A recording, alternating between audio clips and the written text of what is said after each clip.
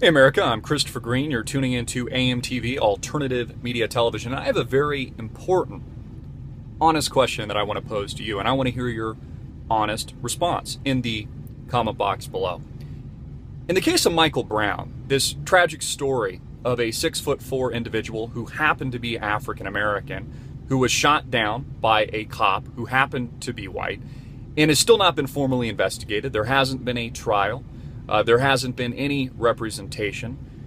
There hasn't been really any evidence presented outside of the evidence of Michael Brown being a primary suspect in a very violent robbery of a liquor store just moments before the tragic event that led to his death, which according to the local police department didn't have anything to do, the robbery didn't have any connection to the reason why the Caucasian male police officer stopped Michael Brown. All we have and all we know are the violent images that have been blasted all across the mainstream media of Michael Brown violently pushing and shoving a store clerk and robbing that local business just moments before he was tragically shot. But back to the important question, the honest question. If Michael Brown happened to be white and the police officer, the cop that shot him, black, do you think that there would be riots and protests in the streets of Ferguson today? Again, let me ask that question again. If Michael Brown was a white kid and the police officer African American, black, do you think that there would be protests and riots in the streets of Ferguson today? And I would like you to think about that for a moment and honestly answer in the comment box below. And I'd like you to create a dialogue because I think it tells you something very important about America today. Obviously, I think that answer is pretty obvious. Of course not. Of course there wouldn't be protests in the streets. Of course there wouldn't be riots. Of course there wouldn't be looting of Ferguson if it was in reverse. If the races happened to be in reverse, the police officer happened to be black, and Michael Brown happened to be white. Nor do I think that Eric Fast and Furious Holder would have ordered a second autopsy if Michael Brown happened to be white. Perfect example of this would be in thinking of Andrew Breitbart, the late Andrew Breitbart, who died under great duress and much conspiracy, only got a single autopsy. He didn't get two.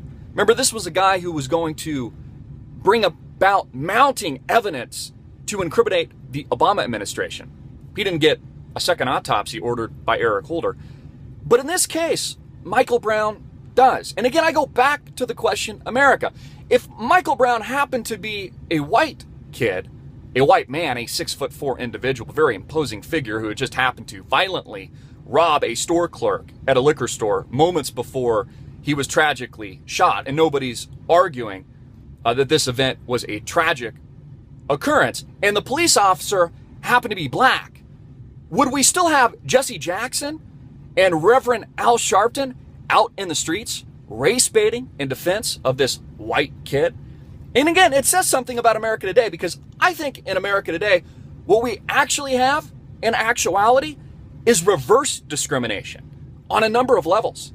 And we're seeing this even at the executive branch with the President of the United States in the Trayvon Martin case, another tragedy, likening himself to Trayvon Martin before George Zimmerman was able to get a constitutional fair trial in a court of law, represented by attorney, and then decided by a group of his peers, jurors.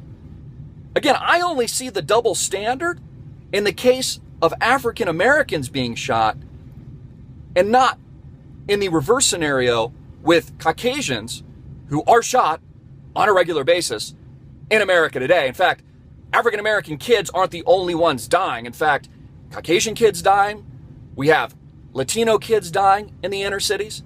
We have interracial kids dying in inner cities.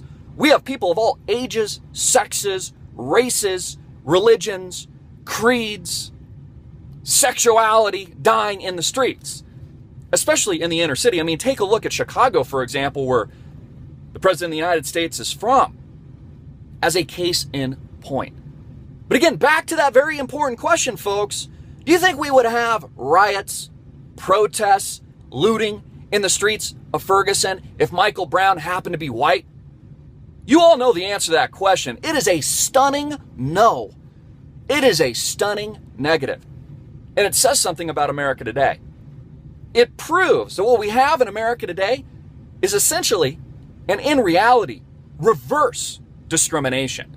And we have allowed this to go full circle, 360 degrees back to where we started. Coming from a president who ran on hope and change and an anti-war message in Iraq, by the way. I think America is actually more racist today, more violent, as is evident from the riots that we're seeing in the streets in Ferguson and essentially martial law being declared, and also 2 airstrikes by the President-in-Chief Barack Hussein Obama, who vowed to withdraw troops from Iraq just about 2 years ago and then went to go on and bomb Iraq just like George W. Bush.